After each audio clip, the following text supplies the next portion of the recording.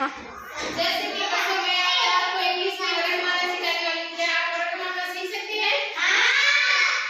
तो इंग्लिश में ये क्या होता है?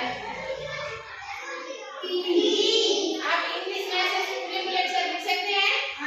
चलो आप लिखो। आप लिखो एक्स और लिखो आर। चलिए लिखो। चलो ठीक है, बहुत बढ़िया। आप लिख सकते हैं? खड़े हो। डी लिखो डी।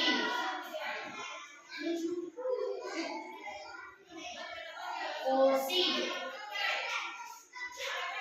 बहुत बढ़िया। आप लिख सकते हैं? लिखेंगे? आप लिखेंगे? आप लिखेंगे? खड़े हो। लिख। एस। एस से और लिख कैसे लिखते हैं? ऐसे। लिख किसके जगह लिख? चलिए लिख।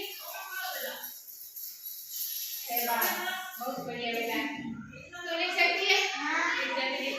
फटाक से ए से लेकर जेड तक जल्दी लिखते हैं।